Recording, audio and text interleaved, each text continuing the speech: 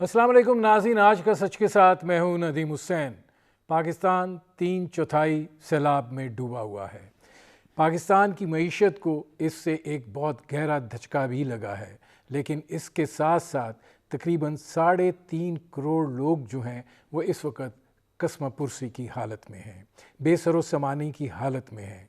पानी जो है वो अभी तक मुकम्मल तौर पर उतरा नहीं है, बल्कि मौजूद भी है और उसका फैलाव जो है वो बढ़ता जा रहा है। पाकिस्तान के 2 सूबे सिंध और बलूचिस्तान जो है वो बहुत बुरे तरीके से मुतासर हुए हैं। इस वक्त यकीनन अद्वियात की किल्लत का भी सामना है, इस वक्त खैमों की किल्लत का भी सामना है, इस वक्त जो है उनको खुराक पहुंचाने के सिलसिले में मुश्किलात भी दरपेश हैं।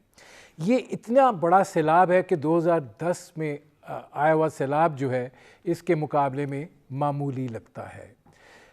इस वक्त पाकिस्तान जो है वो बहुत से बहरानों में घिरा हुआ है, लेकिन ये सैलाब जो है ये यकीनन एक ऐसी सूरत हाल को जन्म दे बैठा है कि जिसके नतीजे में इंसानी अलमिया जो है वो भी रूनुमा हो सकता है। ये सूरत हाल तकाज़ा करती थी एक कौमी रद्द अमल का, और ज़ाहिर है कि जो समाजी तंजीमें हैं, जो NGOs हैं, जो इदारे हैं, मुखय्यर हजरात हैं, वो तमाम अपने अपने तौर पर कोशिश और काविश कर रहे हैं। पाकिस्तान की कौम जो है इसके अंदर बड़ा अज़्म है, ये मुकाबला करने की सख्त भी रखती है और करती भी आई है। चाहे वो ज़ल्ज़ला हो, चाहे वो सैलाब हो, ये कौम जो है ये मुसीबत ज़दा भाइयों के लिए एक जज्बे और इसार के तहत निकलती है और फिर हालात को बदलने की कोशिश करती है। लेकिन इस दफ़ा हुजम इतना बड़ा है कि दिखाई ये देता है कि शायद हुकूमत पाकिस्तान के वसाइल के अंदर भी ये मामलात हल ना हो सकें। यही बात इसलिए कही कि कौमी रद्द अमल की जब बात की जाती है तो उसका मतलब ये है कि अगर आपको बाहर से इमदाद आ रही है, आपको अंदरूनी सतह के ऊपर तंजीमें काम कर रही हैं और आपके हुकूमती वसाइल जो हैं उनको आप नेविगेट करने की कोशिश कर रहे हैं, तो वो किसी अगर एक अम्ब्रेला के तले हो जाएं तो आपको मैन पावर भी दस्तयाब हो जाती है, वो तजर्बेकार लोग भी दस्तयाब हो जाते हैं जो ऐसी सूरत हाल का मुकाबला करते आए हैं और ऐसे मामलात जो हैं उनके साथ निभाने की जो है वो एक सलाहियत भी रखते हैं। लेकिन ऐसी सूरत हाल जो है वो दिखाई नहीं दे रही है और ज़ाहिर है कि इसके असरात बहुत गंभीर हैं। मामलात जो हैं वो पूरी तरह उस वक़्त अया होंगे जब पानी उतरेगा। लोगों के घर जो हैं वो गिर चुके हैं, माल मवेशी से महरूम हो चुके हैं, असासे तबाह हो चुके हैं। मंजरनामा जो है वो बहुत खौफनाक है। ऐसे में ज़ाहिर है कि जो तंजीमें काम कर रही होती हैं उनके पास ज़मीनी हक़ाइक़ की ज़्यादा इतलात होती हैं, उनके पास मामलात किस कदर गंभीर हैं या उसके लिए क्या मंसूबा बंदी की जानी चाहिए, उसकी सोचो विचार जो है वो भी ज़्यादा होती है। सरकारी सतह के ऊपर तो मामलात बस ऐसे ही हैं। ये वो सूरत हाल है जिस पर करेंगे बात। मेरे आज की मेहमान शख्सियत जो है वो पाकिस्तान के समाजी शोबे की खिदमात का एक बहुत बड़ा नाम है। वो दर्द दिल रखने वाली शख्सियत हैं और उन्होंने ऐसे बहरानों के अंदर साबित कज़मी के साथ पुरअज़म तरीके से और एक बड़ी वाज़ेह हिकमत अमली के तहत जो है वो काम किए हैं, करते आ रहे हैं। मेरे आज के मेहमान अमजद साकिब साहब अख़ुवत के चेयरमैन हैं। अमजद साकिब साहब, ये फरमाइएगा, मेरा पहला सवाल आपसे यही है कि आपका एक तवील तजुर्बा भी है, ज़ाहिर है और तंजीमें भी काम कर रही हैं, लोग भी अपना हिस्सा डालने के लिए तैयार हैं। एक कौमी रद्द अमल जो इतनी बड़ी तबाही के ऊपर सामने आना चाहिए था, आपको क्या लगता है कि वो क्यों नहीं उस तरीके से आ पाया? कि देखिए, रद्द अमल तो है, लोगों ने खिदमत के जज्बे के साथ बेमिसाल कुर्बानी की मिसालें कायम की हैं। हर फर्द ने शहरों में जिनके इर्द गिर्द ये आफत आई और वो महफूज रहे, वहाँ पर फिर NGOs ने, कौमी सतह की NGOs ने, सूबाई सतह की NGOs ने को बहुत काम किया है। बेपनाह جو ہے مثبت کہانیاں ہیں. میں نے بلوچستان بھی گیا, میں سندھ بھی گیا, میں جنوبی پنجاب بھی گیا, میں سوات بھی گیا, تو میں نے وہاں پر ایثار اور قربانی کے سوا کچھ نہیں دیکھا. وہاں پر لمبی لمبی قطاریں لگی ہوئی ہیں, ٹرک آ رہے ہیں, میڈیکل کیمپس لگ رہے ہیں, لوگوں کو دلاسا دیا جا رہا ہے, ان کو حوصلہ دیا جا رہا ہے. رد عمل تو ہے. اچھا, اب حکومت کی طرف سے بھی یہ نہیں کہا جا سکتا کہ کچھ نہیں ہو رہا. آپ یہ کہہ سکتے ہیں کہ اس معیار کا نہیں ہو رہا جو آپ کا معیار ہے یا کسی اچھے آدمی کا معیار ہو سکتا ہے, لیکن بہرحال ان کی طرف سے بھی ہو رہا ہے. پھر اس میں ہماری جو آرمڈ فورسز ہیں, نیوی ہے اور ایئر فورس ہے, میں سمجھتا ہوں کہ بیسیوں نہیں سینکڑوں فلائٹس کے ذریعے سے انہوں نے کھانا لفٹ کر کے, خوراک لفٹ کر کے سندھ کے اور بلوچستان کے علاقوں میں پہنچایا ہے. میں خود نیوی کے ساتھ مل کے پورا سجاول اور شاہ بندر اور ہمارا تک کوسٹل ریجن کے ساتھ گیا ہوں. بلکہ میں کلام میں تھا تو وہاں پر پتہ چلا اتنا مشکل تھا وہ پل بنانا کہ 24 گھنٹوں میں انہوں نے پل بنا دیا, اور یوں بحرین اور کلام کے درمیان آمد و رفت شروع ہو گئی. تو یہ کاوشیں ہیں. اب اگلا دوسرا سوال آپ کا کہ ان کاوشوں کو جو ہے وہ آپس میں سنرجائز نہیں کیا جا رہا, یعنی مل جل کے نہیں ہو رہی. تو نیچرلی دیکھیں, یہ تو ایک بڑا طویل تجربہ اور ایک طویل اس کے لیے تربیت چاہیے نا. ویسے بھی ایز اے قوم ہم مل جل کر کام کرنے کے عادی نہیں ہیں, ہم انفرادی طور پر کام کرتے ہیں. این جی اوز بھی باہمی طور پر ایک دوسرے سے کم رابطہ رکھتی ہیں, لیکن الحمدللہ ہمارا ایک 190 این جی اوز کا ایک پاکستان ڈیولپمنٹ نیٹ ورک ہے, جس میں الخدمت شامل ہے, سیلانی شامل ہے, اخوت شامل ہے, اس میں چھیپا شامل ہے, اس میں جتنے بھی اور اچھے اچھے ادارے بڑے ہیں 190 ادارے وہ شامل ہیں. تو ہم آپس میں اس میں سے جو بڑے 20-25 ادارے ہیں وہ ایک دوسرے سے رابطہ رکھتے ہیں, ایک دوسرے کے بارے میں نہیں جانتے ہیں. ڈاکٹر صاحب, آپ نے جیسے کہا 190 ادارے ہیں, اسی طریقے سے این ڈی ایم اے ہے, اسی طریقے سے پی ڈی ایم ایز ہیں, اسی طریقے سے فوج, فضائیہ, نیوی بحیثیت ادارہ ہیں, اسی طرح صوبائی حکومتیں بھی موجود ہیں. میرا صرف کہنے کا اور پوچھنے کا مقصد یہ تھا کہ ظاہر ہے اگر یہ ساری چیزیں جو ہیں کسی ایک مرکزی نقطے کے اوپر اکٹھی ہوتی اور وہاں سے پھر جو ہے اس کو چینلائز کیا جاتا, تو آپ یہ نہیں سمجھتے کہ وہ وسائل زیادہ بہتر, زیادہ مؤثر اور زیادہ تسلسل کے ساتھ استعمال ہو سکتے تھے؟ جی, میں بڑے احترام سے تھوڑا سا مختلف رائے پیش کروں گا کہ ایک مرکزی نقطے پہ جمع کرنے کا کیا فائدہ. یہ تو ایک لوکل ایشوز ہیں. 80 اضلاع میں جو کام ہو رہا ہے وہیں پر کام ہونا چاہیے, وہیں پر ٹریننگ ہونی چاہیے, وہیں پر حکمت عملی بننی چاہیے, لوگ وہاں جانے چاہیے. یہ کیوں ضروری ہے کہ ہم سب اکٹھے ہو جائیں ایک کمرے میں اور پلاننگ کریں. دس از دا ایج آف ڈی سینٹرلائزیشن. اس میں مقامی سطح پر جو این جی اوز ہیں ان کو کام کرنا چاہیے, باقی لوگوں کو قومی سطح پر این جی اوز کو ان کے ساتھ کولیبوریٹ کرنا چاہیے, انفارمیشن شیئر ضرور ہونی چاہیے. لیکن یہ تو آج ہمارے ملک میں کبھی سیاستدان مل کے نہیں بیٹھے, تو اس قسم کے کام جو ہیں وہ ہمارے شاید ممکن نہ ہو. لیکن یہ بات آپ کی درست ہے کہ ایک ڈیٹا بیس بننا چاہیے جس میں انٹر ہو کہ بھی فلاں ضلع میں فلاں لوگ کام کر رہے ہیں, فلاں ضلع میں فلاں لوگ کام کر رہے ہیں, تاکہ ڈپلیکیشن اوائڈ ہو, اور جن اضلاع میں کام نہیں ہو رہا وہاں پر کوئی جائے. تو یہ ان کو جو بھی کام کر رہے ہیں نا کرنے دیجئے. حکومت کا کام ہوتا ہے کوآرڈینیشن کرنا, یا حکومت کا کام ہوتا ہے کہ کسی پوری, کیونکہ حکومت تو ایک نقطے پہ مرتکز ہوتی ہے نا, ایک چیف منسٹر ہیں, ایک پرائم منسٹر ہیں, وہ جو احکامات دیں گے اس کے مطابق ڈویژنل اور صوبائی, ڈویژنل اور ڈسٹرکٹ لیول پر کام ہوں گے.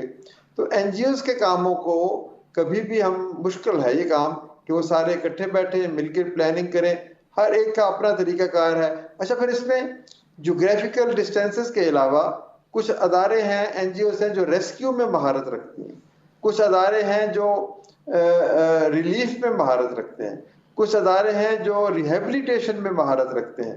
کچھ ادارے ہیں جو میڈیکل ایمرجنسیز میں مہارت رکھتے ہیں، کچھ ادارے ہیں جو لوگوں کو کپڑا اور صاف پانی فراہم کرتے ہیں. تو جو بھی کام ہو رہا ہے آپ اس کام کو تعریف کیجئے، اس کام کو اپریشیٹ کیجئے.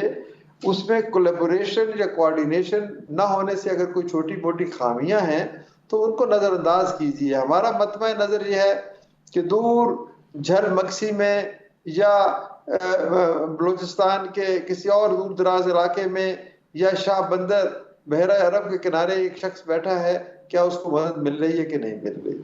تو یہ کام اس طرح کا ایک بہت بڑا ڈیش بورڈ بن سکتا ہے وہ حکومت بنائے، جس میں ان تمام شہروں کو دکھایا جائے اور پھر وہ روز حکومت کی طرف سے یہ ایک پریزنٹیشن دی جائے کہ یہ 70 یا 80 یا 100 یا 200 دیہات یا گاؤں یا ضلع یا شہر متاثر ہیں اور اس میں یہ کام ہو رہا ہے. تو یہ ایک ڈیٹا بیس اس طرح ضرور بنایا جا سکتا ہے جس میں سارے لوگ اپنی اپنی انفارمیشن دیں. اچھا، لیکن اس میں سر یہ فرمائیے گا، آپ چونکہ فیلڈ پر ہیں، آپ نے دیکھا بھی، آپ کو کیا لگتا ہے اگر میں آپ سے یہ پوچھوں کہ 3 یا 4 وہ کون سے بنیادی مسائل یا بنیادی چیلنجز ہیں جو پانی اترا تو درپیش ہوں گے؟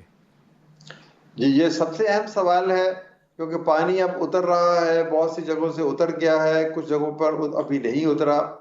تو 4 اگر بنیادی مسائل مجھ سے پوچھے تو یہ ہے کہ جب یہ لوگ واپس اپنے گھروں کو پہنچیں گے، اس وقت وہ محفوظ مقامات پر ہیں، ٹینٹوں میں ہیں، تو پہلا مسئلہ یہ ہوگا کہ ان کا گھر نہیں ہوگا. گھر یا تو ٹوٹ پھوٹ گیا ہوگا یا بالکل برباد ہو گیا ہوگا. تو یہ گھر بنانا نمبر 1 پرائورٹی ہے. نمبر 2 یہ ہے کہ ان کے جانور بال مویشی بہہ گئے یا بیمار ہو گئے یا کچھ اور مسئلے مسائل، تو وہ ان کو ملنے چاہیے. تیسرا مسئلہ یہ ہے کہ ان کی کھیتی اجڑ گئی، ان کے فصلیں برباد ہو گئیں، تو اگلی فصل کے لیے ان کو کھاد بیج پانی کون دے گا.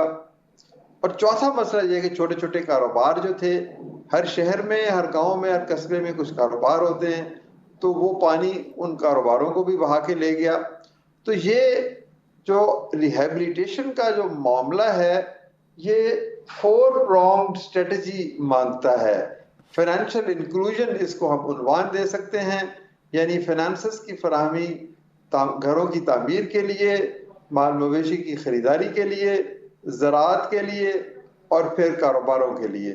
تو یہ 4 مسائل ہیں بنیادی ریہیبلیٹیشن میں. اس کے بعد یہ مسئلہ ختم نہیں ہوتا.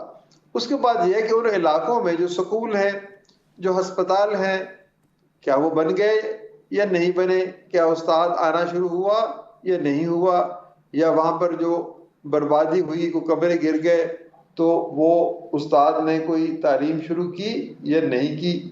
اچھا، پھر اس کے بعد اس سے جڑا ہوا ایک اور کام ہے کہ بھئی علاقے کی سڑکیں برباد ہو گئیں، ٹوٹ پھوٹ گئیں، پل ٹوٹ گئے. بڑی بڑی شاہراہیں تو شاید تعمیر ہو جائیں لیکن چھوٹی سڑکیں کیسے بنے گی؟ یہ سڑکیں نہیں بنے گی تو کمیونیکیشن نہیں ہوگی، کمیونیکیشن نہیں ہوگی تو سوشل اور اکنامک ایکسکلوژن ہو جائے گی. لوگ کاروبار کیسے کریں گے؟ کھیت سے منڈیوں تک سامان کیسے آئے گا؟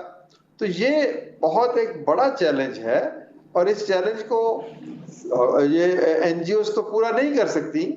اس کے لیے حکومت کو، اب دیکھیں نا، سڑکیں کس نے بنانی ہے، پل کس نے بنانے ہیں، ہسپتال کس نے بنانے ہیں، اسکول کس نے تعمیر کرنے؟ لازماً یہ تو مقامی حکومتوں کو، ضلعی حکومتوں کو، صوبائی حکومتوں کو کام کرنا پڑے گا. تو گھر کس نے بنانے ہیں؟ اب اس میں ہم تو کہتے ہیں کہ آپ پارٹنرشپ کریں مائکرو فائنانس اداروں کے ساتھ، این جی اوز کے ساتھ، رورل سپورٹ پروگراموں کے ساتھ، تاکہ مل جل کر 5-7 لاکھ کم از کم گھر ہمیں بنانے ہیں، وہ بنائے جا سکتے ہیں. حکومت کیسے بنا سکتی ہے اکیلے یہ گھر؟ کوئی ڈیولپر تو نہیں ڈاکٹر صاحب، جائے اس گا میں ایک اور سوال گھر ہے. بنانے کے لیے. سوال یہ ہے کہ پاکستان کی جو اس وقت اقتصادی صورتحال ہے وہ دکھائی یہ دیتا ہے کہ اتنا بڑا جائگنٹک ٹاسک جو ہے اس کا بوجھ شاید نہ اٹھا پائے. جو بین الاقوامی مدد ہے، اگر آپ کو یاد ہو 2010 کا جب سیلاب آیا تھا تو تقریباً 60 کے قریب ممالک نے پاکستان کو امداد کی یقین دہانی کرائی اور امداد دی بھی. اس دفعہ کوئی 11-12 ملک جو ہیں وہی سامنے آ پائے ہیں. تو آپ کو کیا لگ رہا ہے کہ کیا یہ سیلاب جو ہے یہ آنے والے وقت میں محدود وسائل کے سبب کسی انسانی المیے میں تو نہیں بدلے گا؟ دیکھیں یہ انسانی المیے میں بدل بھی سکتا ہے، لیکن ہمیں اس کا حل بھی پتہ ہے. پہلی بات تو یہ ہے کہ میں دست بستہ عرض کرتا ہوں کہ اگر کوئی ہمیں اپنی مرضی سے مدد دینا چاہتا ہے الٹرسٹک بنیادوں پر، انسانی بنیادوں پر، بغیر سٹنگز کے، تو وہ تو بالکل خوش آمدید ملنی چاہیے. لیکن ہمیں لوگوں سے بھیک نہیں مانگنی چاہیے. ہمیں ایک باغیرت، باعزت، محترم قوم ہونے کی حیثیت سے کیوں ہم ہر دفعہ ادھر کووڈ آیا اور جی بیرونی امداد لے لو، ادھر 2010 کا سیلاب آیا جی بیرونی امداد لے لو، اور زلزلہ آیا جی کشکول ایک گدائی اٹھا کر دروازوں پہ دستک دینے شروع کر دو بیرون ملک. اب یہ جو صورتحال ہے، کب تک بھیک مانگیں گے ہم؟ میں نہیں اس چیز کو تسلیم کرتا کہ ایک مسلمان لوگوں سے بھیک کی توقع کرے. میں آپ کو ایک سمپل سی بات بتاتا ہوں کہ بہت زیادہ متاثرین لوگوں کی تعداد 1 کروڑ ہے، مثال کے طور پہ کم و بیش ہو سکتی ہے. پاکستان کی آبادی ہے 22 کروڑ، تو کیا 21 کروڑ آدمی 1 کروڑ آدمیوں کی مدد نہیں کر سکتے؟ یہ بنیادی سوال ہمیں خود سے پوچھنا ہے. اس کو مواخات کہتے ہیں. ہمیں معاشرے کو ری آرگنائز کرنا ہے، ایک سوشل فیبرک دینا ہے، ایک فنڈامنٹل جو سے ایک فریم ورک پرووائڈ کرنا ہے کہ قومیں باہمی امداد سے آگے بڑھتی ہیں، بھیک اور خیرات سے آگے نہیں بڑھتی. کسی کو کیا غرض ہے کہ پاکستان کو وہ پیسے دے؟ اگر وہ دے گا تو اس کے سیاسی مقاصد ہوں گے. تو آپ دیکھیں نا نبی پاک صلی اللہ علیہ وآلہ وسلم نے کیا کیا ہجرت کے وقت، کہ جب لٹے پھوٹے ہوئے لوگ آئے انہوں نے کہا یہ مہاجر ہیں، یہ انصار ہیں. ایک انصار ایک مہاجر کو اپنے گھر لے جائے، دوست بنائے اور اس کی مدد کرے، اور اس کے نتیجے میں ایک خوبصورت معاشرہ تعمیر ہوا. تو حل ہمارے پاس موجود ہے، ہم نہیں اس حل پر جانا چاہتے تو اور بات ہے. لیکن ڈاکٹر صاحب سوال یہ بھی ہے، چونکہ آپ پھر زمینی حقائق سے بہت اچھی طرح واقف ہیں، یہ جو شدت کے ساتھ شکایات ہیں لوگوں کی کہ ہم بے سر و سامانی کی حالت میں بیٹھے ہوئے ہیں، ہمیں پوچھنے والا کوئی نہیں ہے، ہم تک خوراک نہیں پہنچ رہی ہے، ہم تک خیمے نہیں پہنچ رہے ہیں، بیماریاں اس قدر پھیل رہی ہیں، ہلاکتیں ہو رہی ہیں. تو یہ میں نے جب سوال کیا تھا وہ اسی لیے کیا تھا کہ کیا کوئی آرگنائز طریقہ ہوتا یا ڈیٹا بیس بن جاتا اور پھر این جی اوز کو وہ دیا جاتا کہ ہم یہاں تک پہنچ گئے ہیں، یہاں نہیں پہنچ پائے ہیں، یہاں تک پہنچانا جو ہے وہ ضروری ہے، یہاں پر اس نوعیت کے میڈیکل کیمپ کی ضرورت ہے، یہاں پر اس نوعیت کے میڈیکل کیمپ کی ضرورت ہے. دیکھیں بات ہے نا، جو نہیں ہو سکا اس کا غم کیوں کر رہے ہیں؟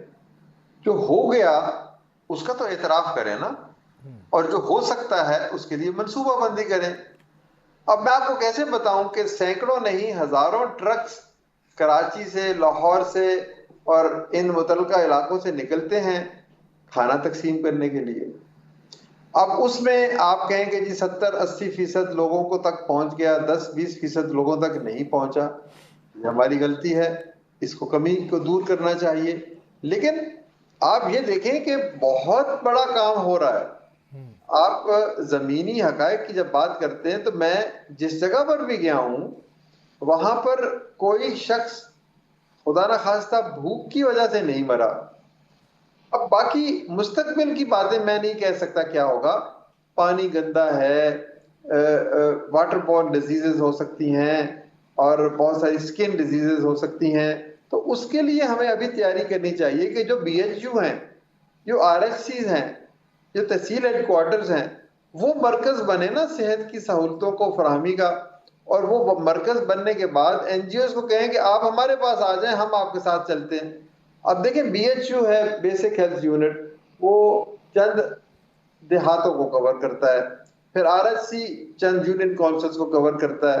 پھر تحصیل ہیڈ کوارٹر پوری تحصیل کو کور کرتا ہے. تو وہ یہ تینوں مراکز ہیں، یہ تمام این جی او سے حکومت خود کیوں نہیں رابطہ کرتی کہ آئیں جی آپ ہمارے پاس اپنی ٹیمیں لے کے آئیں، ہم آپ کو کچھ فیسیلیٹیٹ کریں گے اور ہم RHC سے BHU سے منسلک کریں گے, وہاں پر آپ کیمپ لے جائیں, یہ دوائیاں رکھ دیں, آپ کے رضاکار اور ہمارے ڈاکٹر مل کے کام کریں گے. اچھا یہ ڈاکٹر کام صاحب میرے پاس چونکہ وقت تھوڑا ہے, اگر میں آپ سے یہ پوچھوں کہ اس سیلاب کے جگہوں پر جانے کے بعد جو کچھ آپ نے دیکھا, اس کے بعد مستقبل کے حوالے سے آپ کیا تجاویز اپنے ذہن میں رکھتے ہیں؟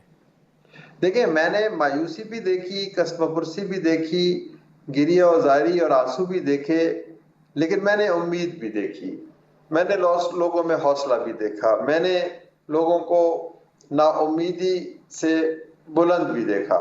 تو یہ ایک امتزاج ہے یہ ساری چیزیں. تو دوسری چیز یہ ہے کہ ہمیں کرنا کیا چاہیے.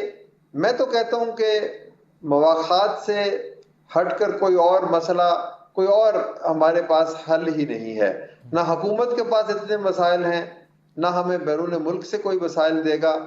پاکستان کے ان لوگوں کو جن کو چھت میسر ہے, جنہیں اس بارش نے متاثر نہیں کیا, وہ اٹھیں اور وہ NGOز کو منتخب کر لیں کہ ہم نے اس اچھی NGO سے کام کرنا ہے. وہ وزیر اعظم یا وزیر اعلیٰ کے فنڈ میں اپنی طرف سے رقم جمع کروائیں کہ ہم نے یہ کام کرنا ہے ان کے ساتھ مل کے. That is the only solution. یہ دیکھیں, دولت جس کے پاس ہے, میں نے تو آج تک کوئی ایسا شخص نہیں دیکھا جو اللہ کی راہ میں پیسے دیتا ہو اور غریب ہو گیا ہو. تو یہ, اور پھر یہ بھی تو ہمارا حکم ہے نا کہ جو ہماری ضرورت سے زائد ہے وہ دے دیجئے. تو یہ امتحان ہے, اس امتحان کو ہم, اس میں سے کامیاب اگر ہونا ہے تو پورے معاشرے کو ری سٹرکچر کریں, گیونگ کے اوپر, ریسیپروسٹی کے اوپر, ایثار اور قربانی کے اوپر. یہ اعتراضات, یہ رونا دھونا, یہ کسی کی شکایت, اس سے ہمیں ہٹ کر let's get together and think that how an individual can contribute. But that is the solution. اس آدمی کو خود سوچنا چاہیے کہ میں کیا دور دراز جا کر کسی کی مدد کر سکتا ہوں, یا میں کسی ادارے کے ساتھ مل کے مدد کر سکتا ہوں, یا میں حکومت کے ساتھ مل کے مدد کر سکتا ہوں. ٹیکس تو ہم لوگ دیتے نہیں ہیں, دیانتداری سے ہم دور رہتے ہیں. تو جب تک ان چیزوں کو ختم نہیں کریں گے تو ہمارے مسائل ایسے ہی رہیں گے. ایسے ہی رہیں گے. بہت شکریہ امجد ثاقب صاحب. ناظرین, آپ نے امجد ثاقب صاحب کی گفتگو سنی. وقت ہوا ایک مختصر سے کمرشل بریک کا. جب واپس آئیں گے تو بات کریں گے پاکستان کی اقتصادی صورتحال پر. ملتے ہیں اس بریک کے بعد.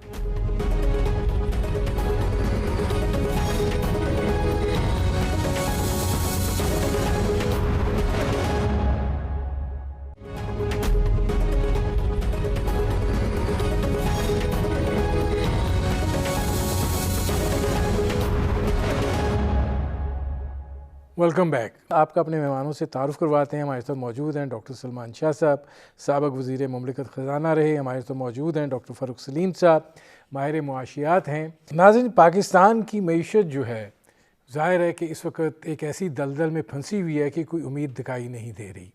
اس بات کی توقع کی جا رہی تھی کہ IMF کے ساتھ معاہدے کے بعد صورتحال جو ہے اس میں تبدیلی آئے گی. ظاہر ہے جو فائنینشیل ارینجمنٹس کیے ہوئے ہیں اور جو IMF کے ساتھ معاہدہ نہ ہونے کی وجہ سے رکے ہوئے تھے, وہ معاہدہ ہو جانے کے بعد اور قسط کے موصول ہو جانے کے بعد اس جانب تیزی کے ساتھ سفر طے ہوگا, اور اس کے نتیجے میں روپے کی قدر جو ہے وہ اس میں اضافہ ہوگا. حکومت کے پاس کوئی گنجائش پیدا ہوگی کہ وہ کوئی ریلیف میئرز جو ہیں اس کی طرف جا سکے. لیکن معاملہ اس کے برعکس ہو رہا ہے. ڈالر کی قیمت جو ہے اس میں اضافہ ہو رہا ہے, اور اب ظاہر ہے کہ آج ڈالر جو ہے وہ 234 روپے میں جا پہنچا ہے. اور ہر روز اب یہ وہی پرانی صورتحال جو ہے وہ درپیش ہو گئی ہے, جب ڈالر جو ہے 245 روپے تک گیا تھا. اور اب یہ اندازہ نہیں ہے کہ اب یہ جو بڑھوتری ہو رہی ہے یہ کس جانب جائے گی, کتنی جائے گی, اور اس کے اثرات جو ہیں وہ ایک ایسے ملک کے اوپر جس کا ایک 3/4 حصہ سیلاب میں ڈوبا ہوا ہے, جس کی اقتصادی معیشت جو ہے وہ تقریباً ختم ہونے کے قریب پہنچ چکی ہے, اور جہاں پر حالات جو ہیں وہ اس قدر گمبھیر ہیں کہ حکومت کوئی ایسا قدم اٹھا ہی نہیں پا رہی کہ جس کے نتیجے میں عام آدمی کی جو زندگی ہے اس میں کوئی سہل پن جو ہے وہ آ سکے. یہ صورتحال جو ہے یہ یقیناً تشویشناک بھی ہے، اور ظاہر ہے آنے والے وقت کے حوالے سے جو کچھ کہا جا رہا ہے وہ کوئی اچھی خبر نہیں سنا رہا ہے. اور اگر حالات اس ڈگر پر جا رہے ہیں تو پھر اس کے نتائج جو ہیں وہ کیا ہوں گے؟ کیا ہمارے حکمران طبقے اور ہماری اشرافیہ کو اس کا اندازہ ہے؟ اور یقیناً ہوگا، لیکن دکھائی ایسے دیتا ہے کہ جیسے ایک گورننس، ایک حکومت کوئی ہوتی ہے، اس کا احساس جو ہے نہیں ہو پا رہا کہ اس نام کی کوئی چیز جو ہے وہ اپنی جگہ کے اوپر موجود ہے. اس پر کریں گے بات. فاروق سلیم صاحب، یہ فرمائیے گا کہ بہت امید تھی، بہت توقعات تھیں، بہت زیادہ جو ہے یہ بات کہی جا رہی تھی کہ بس ایک دفعہ IMF کے ساتھ معاہدہ ہو جائے، اس کے بعد دودھ کی نہریں بہیں گی. یہاں تو ڈالر نہیں کنٹرول ہو رہا. ندیم صاحب، میری ذاتی مجھے توقعات تھیں وہ یہ تھیں کہ پاکستان کے اوپر فالٹ کا خطرہ ہے وہ ٹل جائے گا. اس کا IMF کے ساتھ ہمارا معاہدہ ہونا، میں سمجھتا ہوں اس کا کوئی ڈائریکٹ تعلق جو ہے وہ روپے کی قیمت سے یا روپے ڈالر کی جو پیرٹی ہم کہتے ہیں اس کے حوالے سے کچھ خاص نہیں تھا. وہ خطرہ جو ہے ڈیفالٹ کا، وہ میں یقینی طور پہ سمجھتا ہوں کہ ٹل گیا ہے، اور وہ ہمیں عالمی منڈیوں میں جو پاکستان کے بانڈ ٹریڈ ہو رہے ہیں وہ ہمیں بتا رہے ہیں کہ وہ خطرہ ٹل گیا ہے. اپریل مئی میں جو پاکستان کے بانڈ 50-51% تک ییلڈ کرنے لگے تھے، جس کا مطلب یہ تھا کہ آدمی جو سرمایہ کار برادری ہے وہ سوچ رہی ہے کہ پاکستان بننے چلا ہے another سری لنکا. وہ اب واپس آ گئے ہیں، 30% سے نیچے ان کی ییلڈ چلی گئی ہے. ابھی بھی ہائی ہے، لیکن یہ پیغام وہ یہ دے رہی ہے کہ پاکستان کے اوپر جو ڈیفالٹ کا خطرہ وہ ٹل گیا ہے. اب دیکھیے، پاکستان بھی ایک عالمی مالیاتی نظام کا حصہ ہے. دو پرابلم جو ہیں باقی ساری دنیا کو لاحق ہیں، ایک مہنگائی اور دوسری وہ جو یوکرین کی جنگ ہے. آپ سوچئے کہ برطانیہ جیسے ملک میں جو مہنگائی کی شرح ہے وہ کوئی 40 سال کی بلند ترین سطح پہ پہنچ گئی. امریکہ میں جو مہنگائی کی شرح ہے وہ کوئی 41 سال کی بلند ترین سطح پہ پہنچ گئی. اور پاکستان میں آپ کو معلوم ہے کہ ہمارے ہاں جو مہنگائی کی شرح ہے وہ پچھلے 47 سال میں اتنی ہائی نہیں تھی جہاں پہ اب وہ پہنچ گئی. تو دنیا میں بہت بڑا مسئلہ مہنگائی کا ہے اور پھر یوکرین کی جنگ کا ہے، اور پاکستان کو اس کے نہ صرف مہنگائی کا مسئلہ ہے، یہاں پہ اب سیلاب کا ایک اور جو جھٹکا پڑا ہے. نہیں فاروق سلیم صاحب، گزارش یہ ہے کہ مہنگائی کی تو بعد میں بات کریں گے. یہ فرمائیے گا کہ ہم یہ بات کہہ رہے تھے کہ IMF کی جب ٹرانچ ریلیز ہو جائے گی، ہمارے زر مبادلہ کے ذخائر میں اضافہ ہو جائے گا. ہم نے فائنینشیل ارینجمنٹس کیے ہوئے ہیں. ہم کوئی 30 ارب ڈالر کی بات کر رہے تھے کہ وہ جو دوست ممالک نے دینا ہے وہ بھی آ جائیں گے، اس سے روپے میں استحکام آئے گا. اور اگر روپیہ جو ہے ڈالر کے مقابلے میں گین ہوتا ہے 200 روپے سے نیچے آ جائے گا. تو یہ کیا یہ سارے مفروضے تھے؟ کیا سرائیاں تھیں؟ حقیقت سے پردہ پوشی تھی؟ کیا تھا؟ ندیم صاحب، حقائق آپ کے سامنے، دو حقائق آپ کے سامنے رکھ دیتا ہوں. اس وقت حکومت جو ہے، اگر آپ اس کا بجٹ کا خسارہ اور جو کرنٹ اکاؤنٹ کا خسارہ ہے وہ جمع کر لیں تو وہ 3 ارب ڈالر مہینے کا بنتا ہے. اگر ہم یہ سوچے بیٹھے تھے کہ ہمیں 1 ارب ڈالر ملنے والا ہے IMF سے، اور اس سے جیسے آپ نے بھی استعمال کی اصطلاح کہ دودھ اور شہد کی نہریں بہنے والی ہیں، تو میں نہیں سمجھتا ہوں کہ کوئی بھی معیشتدان یہ سمجھ رہا تھا. آپ سوچئے کہ جو حکومت 3 بلین ڈالر کا خسارہ کرتی ہے مہینے بھر پہ، اور 1 بلین ڈالر تو 10 دن چلے گا، یعنی کہ 10 دن کے بعد کی کیا پلاننگ ہوگی. تو یہ دوبارہ سے میں ریپیٹ کرتا ہوں کہ جو مجھے توقع تھی، جو مجھے امید تھی کہ ہم IMF کا جب حصہ بن جائیں گے تو جو ڈیفالٹ کا خطرہ ہے وہ ٹل جائے گا. ڈالر کی قیمت کا دیکھیے، جب ڈالر کی ہم بات کرتے ہیں تو اسینشلی 2 مارکیٹس چل رہی ہیں ندیم صاحب. جیسے آپ کو معلوم ہے کہ ایک اوپن مارکیٹ ہے جو بہت چھوٹی مارکیٹ ہے. میرا تخمینہ ہے کہ وہ 20-25 میں بھی 30 ملین ڈالر روزانہ کی مارکیٹ ہے. اس میں آپ جیسے میرے جیسے لوگ جاتے ہیں, کوئی $100 توڑوا لیتا ہے, کوئی $100-500 خرید لیتا ہے. اس میں اور انٹر بینک مارکیٹ میں اس وقت کوئی 12-13 کبھی $14 کا بھی فرق پہنچ جاتا ہے. وہ واضح پیغام دے رہی ہے کہ اوپن مارکیٹ میں سے ڈالر جو ہیں وہ اسمگل ہو رہے ہیں. وہ جس کو ہم کہتے ہیں کہ they are being sucked out of the system. یا تو وہ افغانستان جا رہے ہیں, افغان ٹرانزٹ ٹریڈ کے تھرو جا رہے ہیں, اور اب میں نے دیکھا ہے کہ ایران سے سبزیاں آ رہی ہیں, پیاز آ رہے ہیں, اور شاید وہ ڈالر جو ہیں وہ ایران بھی جا رہے ہیں. تو وہاں پہ ایک فقدان ہے ڈالرز کا اوپن مارکیٹ میں. اچھا ڈاکٹر صاحب یہ فرمائیے گا کہ مطلب اگر ڈالر پرائس اسی طریقے سے بڑھتی رہتی ہے تو پھر آپ یہ تو دیکھیں نا کہ چاہے وہ پیٹرولیم مصنوعات ہوں, چاہے وہ الیکٹریسٹی کے بلز ہوں, کسی جگہ پہ کوئی چیز بھی کم نہیں ہو سکتی. جی ندیم صاحب, میں 2 مارکیٹس کا ذکر کر رہا تھا آپ سے. ایک اوپن مارکیٹ کا ریٹ ہے. جب بھی آپ ڈالر کی بات کرتے ہیں, اوپن مارکیٹ میں جو روپیہ گر رہا ہے اس کی وجوہات تھوڑی سی فرق ہیں, اور جو انٹر بینک مارکیٹ میں روپیہ گرتا ہے اس کی وجوہات تھوڑی سی فرق ہیں. اوپن مارکیٹ کا میرے نزدیک یہ ہے کہ اسمگلنگ ہو رہی ہے, افغانستان فزیکل ڈالر چلے جاتے ہیں, اور ایک شرط ہے جو یو اے ای نے لگا رکھی ہے کہ پاکستان سے جو پیسنجرز جائیں گے وہ 5,000 درم ساتھ لے کے جائیں. اب آپ سوچئے کہ 21 فلائٹیں ہیں, اور کوئی 200-250 پیسنجر بھی اگر آپ گن لیں ایک فلائٹ کے اندر, تو لاکھوں درم جو ہیں وہ شارٹ ہو جاتے ہیں. جو پیسنجرز ہیں یا درم لے کے جاتے ہیں یا ڈالرز لے کے جاتے ہیں. جو انٹر بینک مارکیٹ ہے, جو اصل مارکیٹ ہے, جو $300-350 ملین کی روزانہ کی مارکیٹ ہے, اس میں بھی ڈالر کا ایک سنگین, ایک خطرناک قسم کا فقدان ہے. وہاں پہ امپورٹرز آتے ہیں ڈالرز خریدنے کے لیے, اور ایکسپورٹرز وہاں پہ اپنے ڈالرز جو ہیں وہ بیچتے ہیں. اور ان میں فرق جو ہے وہ آپ سوچئے کہ کہیں $80 بلین کی ہم امپورٹ کر ڈالتے ہیں, $30 ارب سے ہماری ایکسپورٹ بڑھتی نہیں.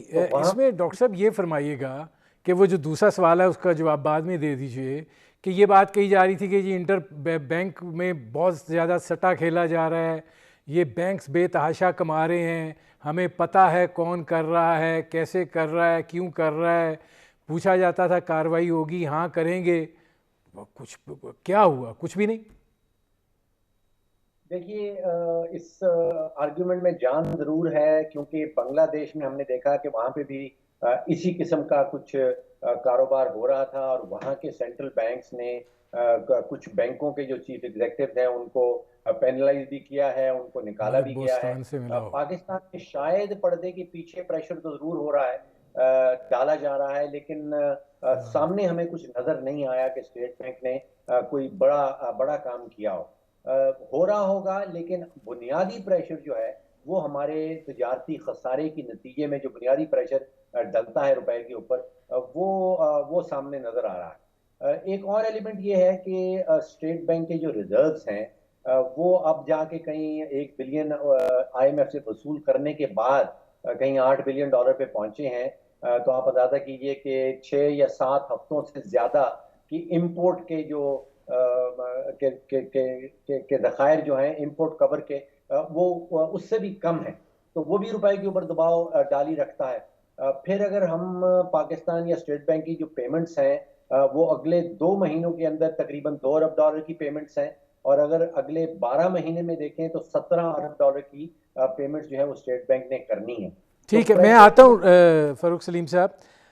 سلمان شاہ صاحب یہ فرمائیے گا کہ یہ بڑی ایک امید افزا صورتحال بیان کی جاتی رہی تھی آئی ایم ایف کے معاہدے کے حوالے سے اور قسط کی ریلیز کے حوالے سے, اور یہ بات کہی گئی تھی کہ جی ڈالر جو ہے وہ $200 سے نیچے آ جائے گا. میں فاروق سلیم صاحب سے بھی یہ بات کر رہا تھا, وہ امید جو ہے وہ نہیں آئی, اور ظاہر ہے کہ اگر آپ کا ڈالر بجائے کم ہونے کے مزید بڑھنا شروع ہو گیا ہے آئی ایم ایف کے ساتھ معاہدے کے بعد بھی اور پیسے وصول ہونے کے بعد بھی, تو یہ قصہ کہانی ہے کیا؟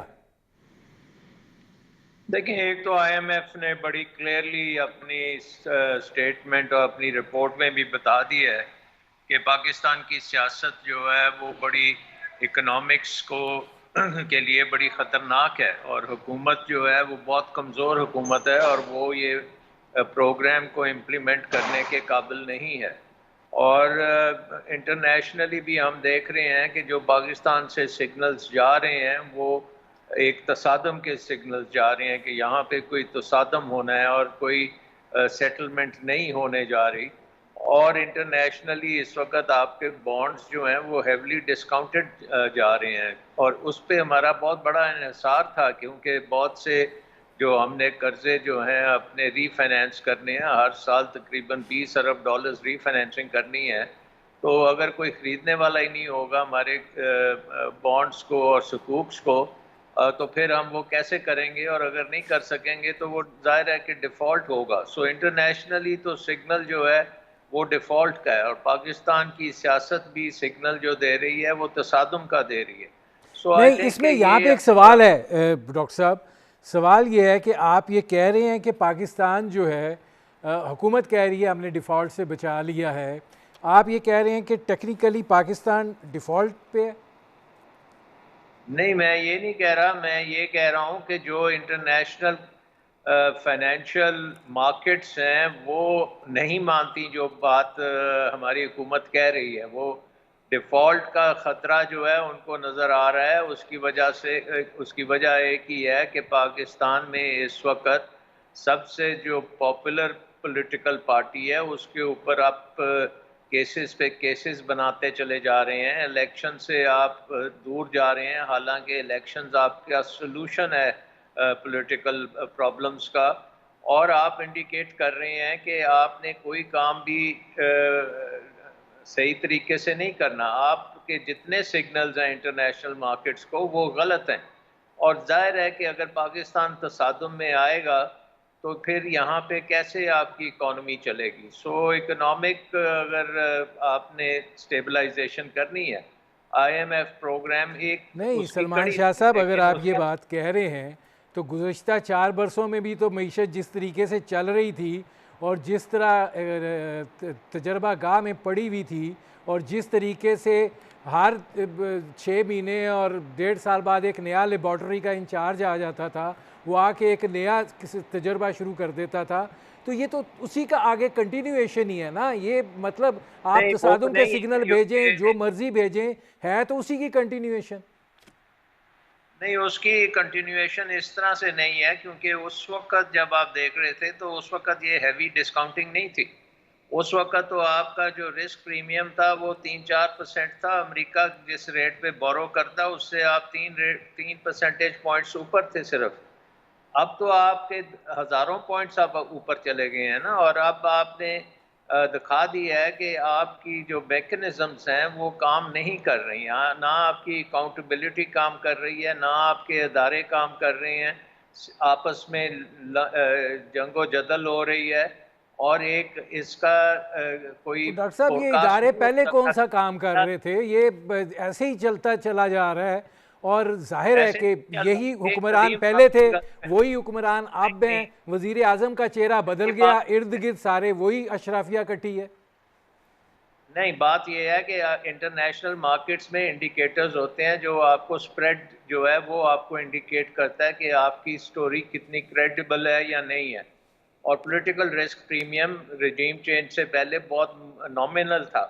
رجیم چینج کے بعد سے ہمارا رسک پریمیم بہت اوپر گیا ہے, اور وہ اوپر سے اوپر ہی چلتا جا رہا ہے. اور اب ساری دنیا میں آپ نیو یارک ٹائمز سے لے کے واشنگٹن پوسٹ سے لے کے فائنینشیل ٹائمز, اکانومسٹ, گارڈین, ہر پرچے میں پاکستان کی سیاست ڈسکس ہو رہی ہے, اور نظر آ رہا ہے کہ پاکستان جو ہے وہ بڑی مشکل طریقے سے یہاں پہ کنسنسس ہوگا. یہاں پہ پولرائزیشن بہت زیادہ ہے, اور کل کو اگر یہ مقدمات میں اگر کسی کو کنوکٹ کر دیتے ہیں تو پھر تو یہ تصادم اتنا زیادہ بڑھ جائے گا کہ وہ کبھی سالو بھی نہیں ہوگا. ٹھیک ہے, سو آئی میں شاہ تھنک کہ صاحب آتا ہوں, میں شاہ پیچھے صاحب آتا ہٹنا ہوں. پڑے فاروق گا. سلیم صاحب, یہ بتائیے گا کہ انٹرنیشنل, ظاہر ہے جو ہمارے ہاں سے جا رہا ہے, اب تو مطلب عالمی بینک کی بھی جو رپورٹ آئی ہے وہ پاکستان کی زراعت پہ ظاہر ہے مستقبل کے حوالے سے فاتحہ ہی پڑھ رہے ہیں, اور وہ یہ بات کہہ رہے ہیں کہ امداد کی جو ہے وہ بڑی ضرورت ہے. ایسی صورت حال میں ٹھیک ہے سیاسی پولرائزیشن اپنی جگہ پر، لیکن آپ سمجھتے ہیں جو بین الاقوامی سوچ ہے وہ اب اس طریقے سے پاکستان کے ساتھ نہیں ہے جو اس آج سے چند برسوں پہلے تھی؟ ندیم صاحب، کچھ اعداد و شمار آپ کے سامنے رکھتا ہوں اس حوالے سے۔ 2010 میں جب پاکستان کا سیلاب آیا تھا تو اس وقت تقریباً پہلے کچھ ہفتوں میں 60 ممالک نے پلیجز کیے تھے کہ وہ پاکستان کی مدد کرنے کو تیار ہیں۔ یہ 2022 والا جو سیلاب ہے یہ میں سمجھتا ہوں کم از کم 2 گنا زیادہ خطرناک ہے، اس میں علاقہ زیادہ ہے۔ ابھی تک کوئی 1 درجن ممالک نے جو ہے وہ اپنے پلیجز دیے ہیں، وہ وعدے کیے ہیں۔ 2010 والے جو سیلاب میں امریکہ نے کمٹمنٹ کی تھی وہ $600 ملین کی مدد تھی، اور اس دفعہ امریکہ نے جو اعلان کیا ہے وہ $53 ملین کا آ رہا ہے۔ تو یہ آپ کی بات درست ہے کہ جس کو ہم وہ کہتے ہیں ڈونر فٹیگ، شاید جو پیسے دینے والے ممالک ہیں وہ یہ سوچ رہے ہیں کہ پاکستان تو بار بار آ جاتا ہے پیسے مانگنے کے لیے، تو ہم بار بار اس کی جو ہے وہ شاید اس کی مدد نہ کر پائیں۔ اور دوسرا ایشو یہ ہے کہ جتنے بھی پیسے والے ممالک ہیں ان کا فوکس اس وقت یوکرین کے اوپر لگ رہا ہے۔ تو ایک تو یہ ڈونر فٹیگ کا مسئلہ ہے، اور ایک یوکرین کی جنگ والا مسئلہ ہے کہ یورپین ممالک اور مغربی ممالک کا جو فوکس ہے وہ یوکرین بنا ہوا ہے۔ سیلاب کا بہت بڑا امپیکٹ ہے، ابھی ہم نے پورا دیکھا نہیں ہے۔ میرا خدشہ یہ ہے کہ اگلے چند ہفتوں میں اس کا جو امپیکٹ ہے وہ ہمارے سامنے نظر آنے لگے گا۔ آپ اندازہ کیجئے کہ میرے خیال میں 35 سے 40% جو کپاس کی فصل ہے وہ تباہ ہو گئی۔ اب ہماری 2/3 ٹوٹل ایکسپورٹ جو ہیں دے آر کاٹن ریلیٹڈ، وہ کپاس سے کپڑا سوتر اس کے ساتھ ریلیٹڈ ہیں۔ اب جب ایکسپورٹس نیچے جائیں گی ٹیکسٹائلز کے اندر، ہمیں کپاس مزید جو ہے وہ امپورٹ کرنی پڑے گی۔ مجھے یاد ہے لاسٹ ایئر ہم نے کوئی $1.8 ارب کی کاٹن جو ہے وہ امپورٹ کی، اس سال شاید اس سے بھی زیادہ کرنی پڑے۔ میرا خدشہ یہ ہے کہ کپاس کی کہ گندم کی فصل جو ہے اس کی کاشت میں دیری ہو جائے گی، گندم بھی زیادہ امپورٹ کرنی پڑے گی۔ تو ایک طرف تو ہماری ایکسپورٹس نیچے جا رہی ہیں، دوسری طرف خدشہ یہ ہے کہ امپورٹس بڑھ جائیں گی اور اس کے نتیجے میں مزید روپے کے اوپر جو ہے وہ پریشر آئے۔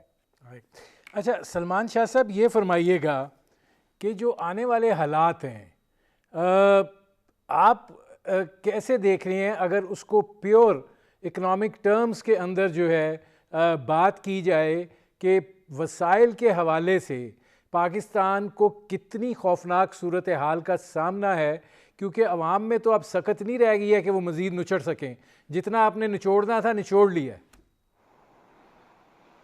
دیکھیں، پاکستان کی اکانومی کے 2 بڑے گہرے پرابلمز ہیں، اور اب اس میں ایک ایڈیشن جو ہے اس وقت سیلاب کی آ گئی ہے، بٹ انشاءاللہ سیلاب سے ہم نکل آئیں گے، لیکن وہ جو 2 میجر ایشوز ہیں وہ اسی طرح کھڑے ہیں۔ نمبر 1 ایشو جو ہے وہ آپ کا انرجی سیکٹر ہے، جو کہ ایک امپورٹڈ سیکٹر ہے، اور جو اس وقت پاکستان کی اکانومی اس کو سپورٹ ہی نہیں کر سکتی۔ پاکستان کے نہ تو عوام اس کی بجلی خرید سکتے ہیں، اور نہ ہی آپ کی بزنس اس بجلی سے کوئی ایسی چیز کر سکتی ہے جو کہ وہ ایکسپورٹ کر سکے، کیونکہ اس نظام کو بڑی بے دردی سے چلایا گیا ہے۔ اس میں بہت زیادہ غلط ڈیسیجن میکنگ ہوئی ہے، اس میں بہت کرپشن ہوئی ہے، اور اس میں جو چوری ڈاکہ ہے وہ بہت زیادہ ہے، اور اس کو ٹھیک کرنے کی کوشش جو ہے وہ کوئی نہیں کر سکتا۔ دوسری، اور نہ ہی کسی نے کوئی اس پہ سٹریس کیا ہے۔ آج میں دیکھ رہا تھا وزیر جو تھے بجلی کے، وہ کہہ رہے تھے کہ اب ہم سستی بجلی کی بنیاد رکھیں گے، اور یہ اس سے پہلے جو تھی وہ مہنگی بجلی کی بنیاد رکھی گئی، اور اس کے ہر دستخط جو ہوا ہے ہر کانٹریکٹ میں وہ اسی گورنمنٹ کے جو کرندے ہیں انہی کے دستخط ہوئے ہیں جس میں ہم پھنسے ہوئے ہیں۔ دوسری چیز جو ہے وہ ہماری بیرون ملک قرضوں کی بات ہے۔ اب بیرون ملک قرضوں کا مسئلہ یہ ہے کہ ہماری اکانومی جو ہے وہ ایک انورڈ لکنگ اکانومی ہے، اور ہم نے پالیسیز تمام جو بنائی ہیں ہسٹوریکلی وہ ایک انورڈ لکنگ اکانومی کو ہم کرتے گئے ہیں، طول دیتے گئے ہیں اور اس کو امپورٹ ڈپینڈنٹ بنا دیا ہم نے انرجی پہ، تو وہ ایک سسٹینیبل چیز نہیں ہے. تو اس کو چینج کرنے کے لیے آپ کو اپنی اکانومی کو آؤٹ ورڈ لکنگ بنانا پڑے گا، ایکسپورٹ اورینٹڈ کرنا پڑے گا، اور اس کا مطلب ہے کہ آپ نے اپنی پروڈکٹیوٹی کو بہت زیادہ انکریز کرنا ہے، اس میں ٹیکنالوجی سے اپ گریڈیشن کرنی ہے، اس میں سکلز بنانی ہے، اس میں انفراسٹرکچر جو ہے وہ دنیا کی مارکیٹس کے ٹھیک ہے، کی ضرورت کے مطابق بنانی اس ہے کو کرنا ہے. چیزیں میں ڈاکٹر صاحب آتا ہوں، ذرا ٹائم تو تھوڑا رہ گیا ہے. اس میں فاروق سلیم صاحب یہ فرمائیے گا، وسائل کہاں سے آئیں گے؟ مشینری بھی آپ نے امپورٹ کرنی ہے، را مٹیریل بھی آپ نے امپورٹ کرنا ہے، آپ نے جو کچھ بھی کرنا ہے وہ درآمد کر کے ہی کرنا ہے. تو اگر آپ کے پاس ڈالرز نہیں ہیں تو آپ درآمدات نہیں کر سکیں گے، درآمدات نہیں کر سکیں گے تو آپ سمارٹ ٹیکنالوجی کی طرف کیسے جائیں گے؟ یہ رونا ہم پچھلے 75 سالوں سے سن رہے ہیں اور ہم نے اسی مقام پہ کھڑے ہیں جہاں پر ہم نے یہ رونا گانا شروع کیا تھا. ندیم صاحب، میں آپ کی بات سے اگری نہیں کرتا ہوں کہ ہمارے پاس وسائل نہیں ہیں. ہم وسائل ضائع بہت کرتے ہیں اور اس ریاست کے اوپر سب سے بڑا بوجھ جو ہے وہ حکومت پاکستان خود سے ہے. ان خساروں کا ہم ابھی ذکر بھی کر رہے تھے، ڈاکٹر صاحب نے بھی کچھ ذکر کیا. اگر ایک حکومت جو آئی تھی اگست 2018 میں، اس وقت 1100 ارب کا گردشی قرضہ تھا، جب وہ جا رہی تھی تو 2500 ارب پہ پہنچ گیا. تو آپ سوچئے کہ اتنے وسائل، تقریباً 1300-1400 ارب روپیہ تو ہم صرف بجلی کے سیکٹر میں ضائع کر دیتے ہیں، جو پچھلے 3.5-4 سالوں میں ہم نے کیا. کوئی 2 ارب ڈالر کی سالانہ کی بنیاد پہ گیس اس ملک میں چوری ہو جاتی ہے یا لیک ہو جاتی ہے. 2-2.5 ارب ڈالر کی ہم LNG جو ہے وہ ہم قطر سے خریدتے ہیں. تو اصلاحاتی ایجنڈا جب تک کوئی حکومت لے کے نہیں آئے گی، چاہے حکومت جو بھی آ جائے، جو مرضی وزیر اعظم آ جائے، جب تک اصلاحاتی ایجنڈا سامنے نہیں آئے گا. پبلک سیکٹر انٹرپرائز کے 2000 ارب کے نقصانات ہیں. کموڈٹی آپریشنز میں کوئی 900 ارب روپیہ کا نقصان پہنچ چکا ہے، وہ ٹریلین روپیز کی طرف جا رہا ہے. یہ سارے نقصانات، یہ سارے وسائل جو ہیں یہ پاکستان کے اندر موجود ہیں، لیکن ہماری حکومت ان کو ضائع کرتی ہے. تو صرف ڈالر کی ضرورت نہیں ہے، یا ملک کے اندر کے وسائل بھی ضائع کیے جا رہے ہیں. اور اگر کسی قسم کا اصلاحاتی ایجنڈا لے کے آیا جاتا ہے تو یہ وسائل بچائے جا سکتے ہیں. میرے پروگرام کا وقت ختم ہو رہا ہے. بہت شکریہ ڈاکٹر سلمان شاہ صاحب، بہت شکریہ ڈاکٹر فاروق سلیم صاحب. ناظرین، آپ نے ہمارے پینل کے شرکاء کی گفتگو سنی. اب تک کے لیے اتنا ہی، اجازت دیجیے. اللہ حافظ.